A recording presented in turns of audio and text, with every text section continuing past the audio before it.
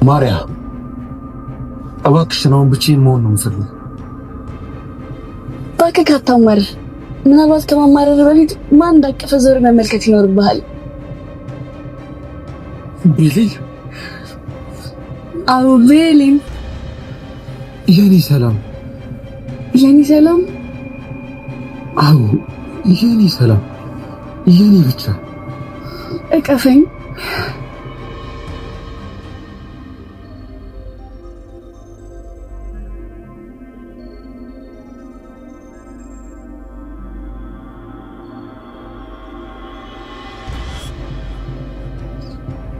በቃ ናፍቀኸኝ መጣሁ።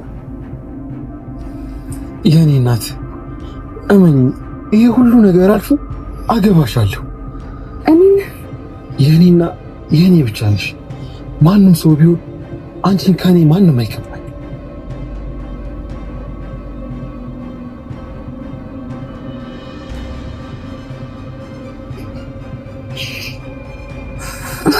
አይሆንም፣ በድጋሚ የተሳሳተ ነገር አደረኩ።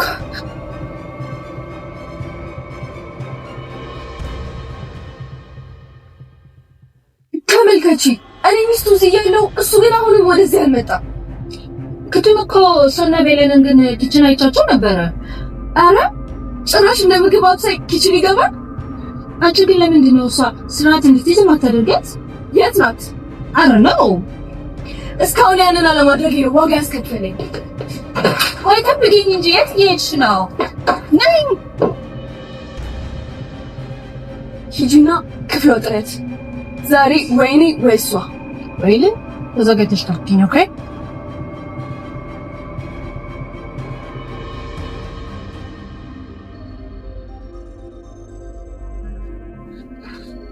ሃይ ብሌን፣ እንዴት ነሽ? ደህና ነኝ ሩት። ፈለግሽ?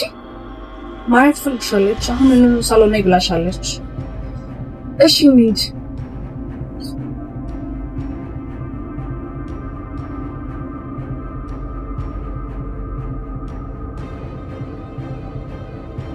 ያው ጠርቻታለሁ፣ መታለች።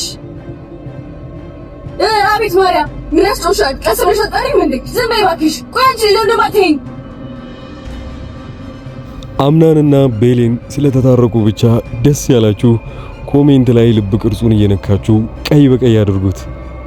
ከታረቁ በኋላ ግን ለሁለቱም እርስ በርሳቸው አንድ ነገር ቃል ተገባብተዋል። እንደዚሁ እንደተጣሉት እያስመሰሉ መቀጠልን። ለምን ይመስላችኋል ይህንን ነገር ማድረግ ያስፈልጋቸው? ባሮክም ቢሆን ማርያ ይህን ነገር ከሰሙ እንደተታረቁ ወዲያውኑ እዛ ቤት ውስጥ ችግር መፍጠራቸው እንደማይቀር ቤሌንም ቢሆን አምናን በደንብ ስለሚያውቁት ለጊዜውም ቢሆን አምናን ነገሮችን እስኪያስተካክል ድረስ እንደተጣሉ አስመስለው እዛ ቤት ውስጥ መኖርን መርጠዋል። ማርያ ግን የዋዛ አይደለችም። ይህን ሁሉ ነገር ደርሳበታለች። በክፍል 51 እና 52 ላይ የምታገኙትን መልስ አንዱን ጥያቄ ልጠይቃችሁ። ከዚህ በፊት የአምናንን የድርጅቱን ሰነዶች ወስዳበት አልመልስም ያለችውንና ባሮክን በድብቅ ወርቁን ሰርቆ ወጥቶ እዛ ቦታና አትክልት ቦታው ላይ ሄዶ ሲቀብረው ያነሳችውን ሴትዮ ታውቋታላችሁ? እሷን እስቲ አደገኛ ወንበዴ ናት ወይንስ የማይታወቅባት ፖሊስ? መልሱን ለእናንተ ትቻለሁ። ኮሜንት ላይ ሁላችሁም ይሄንን ጥያቄ ተሳተፉበት። በክፍል 51 እና 52 ላይ መልሱን ታገኙታላችሁ። ነገር ግን እቺው ሴትዮ ናት ከዘኛው ከአምናን ገደለው የተባለው ሰውዬ ጋር አንዲት የሚያገናኛቸው ነገር እንዳለ ስትናገር የነበረው። መርማሪውም ቢሆን ስለሷ ጉዳይ ሲያጣራ አምናንን ለምን በዚህ ልክ እሱን መከታተል ፈለግሽ ብሎ ሲጠይቃት እኔ የገዳዩ ዘመድ ስለሆንኩኝ ልበቀለው ስለምፈልግ ነው ብላለች።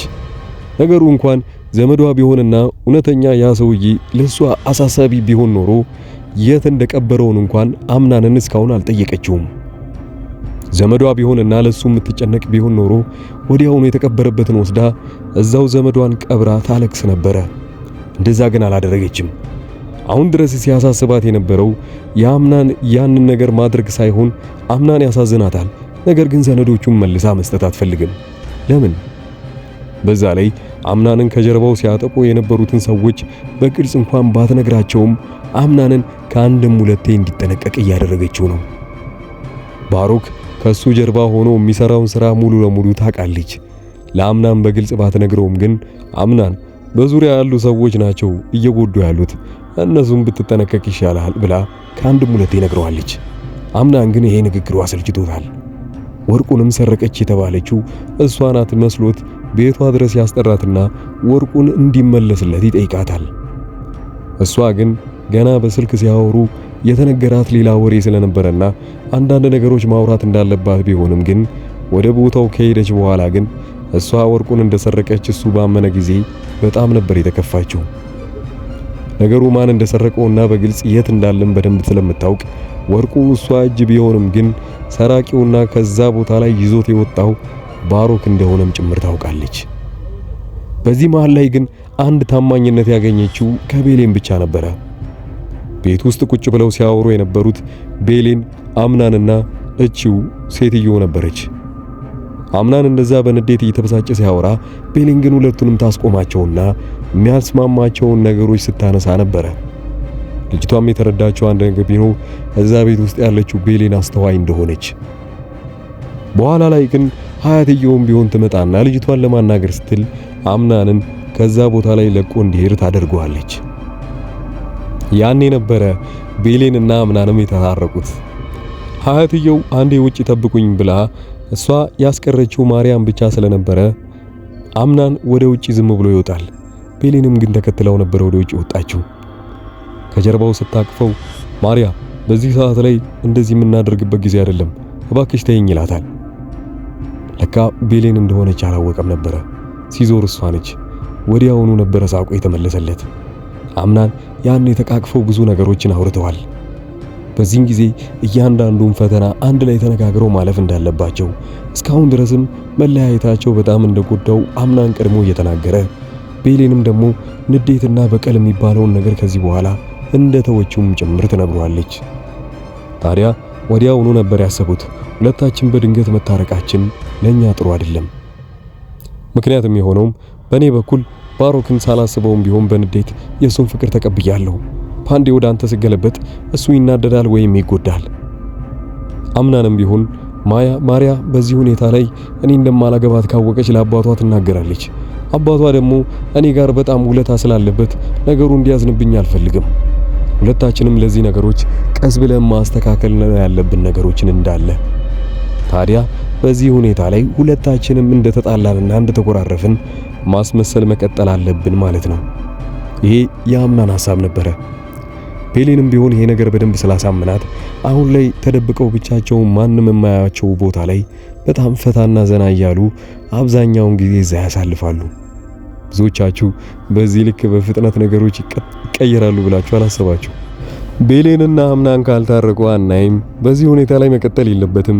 ደራሲው ስክሪፕቱም ቢሆንም ቀይሩት፣ ሁለቱን ማስታረቅ አለባችሁ እያላችሁ አብዛኞቻችሁ ኮሜንት ያደረጋችሁት አሁን ላይችሁ ሰሚነት አግኝታችሁ ይኸው እንዳለ ታርቀዋል። ማርያ ግን ይሄንን ሁሉ ነገር አሳዛኝ ልታደርገው ነው። የእናንተን ልብ ልትሰብረውላ ትችላለች። ማርያ አዲስ የጀመረችው ተንኮል በጣም አደገኛ ነው። አዲስ የመጣችውም ልጅ እሷ ጋር በመተባበር እኔ ብቻዬን ብሌንን አልቻልኳትም እና አንቺ ያገሽኝ ሁለታችንን እንደምንም ብለሽ አጣኝ ወይን ደግሞ እሷ ተንኮለኛ እንድትመስል ሁለታችን እንደዛ ማድረግ ይኖርብሻል ትባላለች። አዲስ የመጣችው ልጅ ቀበጥና ውጪ ያደገች ልጅ ናት። ግራንማን እያለች የምትጠራትን እናት ዛሃራን እንኳን ስታገኛት ልክ እንዳሻንጉሊት ነው የምትጫወትባት። እና ዛሃራ እንደዚሁም መሮጥ አትችልም። በጣም በትንሽ ነገር ነው ልቧ የሚመታው። እሷን ባየሽ ቁጥር ግን ሩጣ ከሷ ስር ለማምለጥ ስትሞክር ብዙ ሰዓት አይታቸዋል። እና በዚህ ሁኔታ ላይ ልክ እንዳሻንጉሊት ብቻ ስለምታያት ባገኘቻትና በጠፋችባት ቁጥር ግራንማ እያለች እየጠራቻት ያለችበት ድረስ ሄዳ ትይዛታለች። ይሄንን ምን ያህል ጊዜ ሊቀጥሉት እንደሆነ አይታወቁም። እቺው ልጅ ናት እንግዲህ ወዲያው ቤት ውስጥ እንደገባች ማርያ ልትግባባት ብትሞክርም ግን ልጅቷ ፈቃደኛ አልነበረችም። ባለቀ ሰዓትና ክፍል 50 ላይ ያለቀበት ጊዜ ቤሌንና ማርያ ለመጀመሪያ ጊዜ ሊጣሉ ነው። ማርያ ቤሌን የት እንደነበረች ታውቃለች። ያ ማለት ኪችን ውስጥ ከአምናን ጋር እንደነበረችና ስታወራ እንደነበረ። ማርያ ደግሞ አምናንና ቤሌን በጭራሽ መታረቃቸውን መስማት የለባትም። ወይንም ደግሞ እንዲታረቁ በጭራሽ አትፈልግም። በተለይ ሰርጓ ሳይደረግ በፊት አምናንና ቤሌን የሚታረቁ ከሆነ ሰርጉን መቼም እንደማይሆን ራሷ ጭምር ታውቋለች። ከተጣሉ ግን ለእልህ ብሎ እንኳን አምናን እሷን ሊያገባት ይችላል። ያኔ ደግሞ ጥብቅ አርጋት ይዟለች። ይሄን ያህል ብልጥ ናት ማርያ። አሁን ላይ ያን ነገር ስለሰማችና ምናልባት ታርቀው ነው ብላ በጣም በንዴት ነበረ እሷ ጋር እንድትመጣ ያስጠራቻት። ቤሌን ወዲያውኑ እየተናደደችና እየጮኸችባት አቤት ፈልገሽኝ ነበር ወይ ትላታለች። ጸጉር ለጸጉር ሊያያዙ ምንም አልቀራቸውም። ባሮክ ወርቁን ለምንድን ነው የሰረቀው? ባሮኮም ብሎ ወርቁን ከዛ ድርጅት የወሰደው አሁንም ቢሆን አምናን እረፍት እንዳያገኝና ሌላ እሱ ቢዚ የሚሆንበትን ነገር እየፈለገለት ነው። ባሮክ በዚህ በኩል ትክክለኛ ስራውን የሚሰራው ሰነዶቹን እንዳለ እያሸሸበትና ድርጅቱ ሙሉ ለሙሉ ቀስ በቀስ ወደ ራሱ እየቀየራቸው ነው። ባሮክ ታዲያ የድርጅቱን ነገሮችና አንዳንድ የሚፈልጋቸውን ተንኮሎች ለመስራት ሲፈልግ አምናን ቀድሞውኑ ቢዚ መሆን አለበት ወይንም በሌላ ስራ መጠመድ። ያንን ደግሞ ሊፈጥርበት የሚችለው ራሱ ላላደረጋቸው ነገሮች ካልሆነ ሌላ እሱን መጠበቅ ስለሚኖርበት አሁን ላይ ደግሞ ጊዜ ስለሌለው ብቻ ይሄ ባሮክ ሆን ብሎ ወርቁን ይሰርቀውና እርስ በርስ እስኪጣሉ ድረስ ሌላ ተንኮል ይሰራል ማለት ነው። በአሁኑ ግን ሳይከሽፍበት አይቀርም። ወርቁን ወስዶ እዛው ቤት ውስጥ መጥቶ ሲቀብረው ሳታስበውም ቢሆን እቺው አቺ ሰላይዋ ልጅ ታይዋለች። ታዲያ ያንን ባየሽ ቁጥር አሁንም ቢሆን አምናን ምን አይነት ጅል እንደሆነና ምስኪን እንደሆነ ትረዳለች። አምናንን ለዛ ነው መጉዳት የማትፈልገው እስካሁን ድረስ። ወደፊትም ምን ይታወቃል፣ አምናንና እቺው ልጅ አንድ ላይ ተስማምተው ሊሰሩ ይችላሉ። ወደዛ ቤት ውስጥ በምትመጣበት ጊዜ ባሮኩን ቀድሞውኑ ገብቶታል።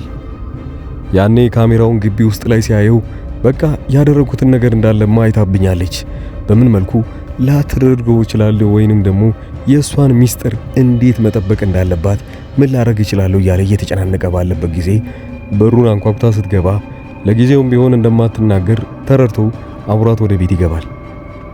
ለአምናን ግን እውነታውን መናገር ባትፈልግም ወዲያውኑ ለማስጠንቀቅ እየሞከረች ነው። አምናን በዙሪያ ሰዎችን እይ ብትለውም እሱ የባሰ ይናደዳል። እነማን ናቸው ዙሪያ ያሉት?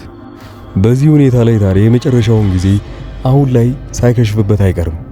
ባሮክን ሊያጋልጠው የሚችለው ብቸኛዋ ልጅም እቺው ናት።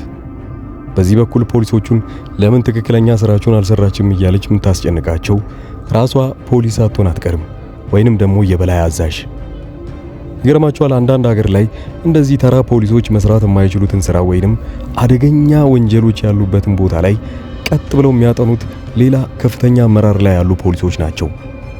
እቺውም ልጅ እንደዚሁ ከፍተኛ አመራር ቦታ መታ በድብቅ እንደ ሲቪል እየሰራች ነው ያለችው።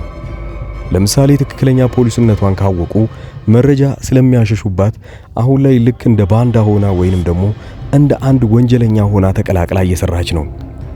የአምናንን ድርጅት ሰነዶችንም ሰብስባ የወሰደችው በድርጅቱ ውስጥ ያሉትን ወንጀሎች በደንብ አድርጋ እያጣራች ነው።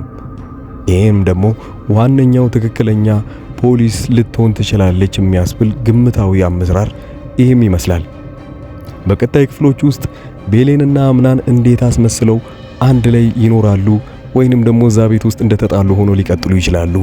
ማርያም ደግሞ አሁን ላይ ትግስቷ ባለቀበት ጊዜ እንዴት ከቤሌን ጋር ተስማምታ እዛው ቤት ውስጥ ልትቀጥል ትችላለች? ይህም በጣም ከባዱ ጊዜ ነው። አዲሷ የመጣችው ልጅ ማንም ሆኑ ማንም ለአንዳቸውም አታዝንም። እነሱን የሆነ ነገር እያጣላች ብቻ መዝናናትን ትመርጣለች። ለዛም ነበረ ማርያ ሄደሽ ጥሪያት ስትላት ተዘጋጅተሽ ጠብቂኝ ያለቻት። ያ ማለት እንግዲህ እንዲጣሉና እንዲደባደቡ እየፈቀደችላቸው ነው። ማርያና ቤሌን ተጣሉ ልንበል፣ ማንም ያሸንፍ ይመስላችኋል? ማርያ በትንሽ ነገር እንደሚከፋት ከዚህ በፊት ባህሪዋን ስትናገር ነበር ለሌላ ሰው። እዛ ቤት ውስጥ ቤሌንና አምናን መጣላታቸው ብዙ ሰዎች ቅር ብሏቸዋል። አሁን ላይ አክስትየውና የሱ ዘመድ የሆነችውም እንኳን ለመጀመሪያ ጊዜ ወደ ቤሌን ክፍል ትገባና ምን እንዳጣላቸው ሁላ ስትጠይቃቸው ነበረ። በአጠቃላይ እያንዳንዳቸውን መልሶች በ51 በ52 እና በ53 ክፍል ውስጥ እናገኛለን። እስካሁን አብራችሁኝ የነበራችሁ ሰዎች ይህንን ቪዲዮ ላይክ ማድረጋችሁን አትርሱ። በዚሁ አጋጣሚ ሌላ ሳቤላ ድራማም እየሰራን ስለሆነ ሳቤላ በጣም አሪፍ ነው የምትሉም አላችሁ። ከዚህ በፊት ያያችሁ ሰዎች ደግሞ ሌሎች እንዲያዩት ኮሜንት ላይ እናንተም ጻፉላቸው። ቀጣይ ቪዲዮ ላይ እስክንገናኝ ድረስ መልካም ጊዜ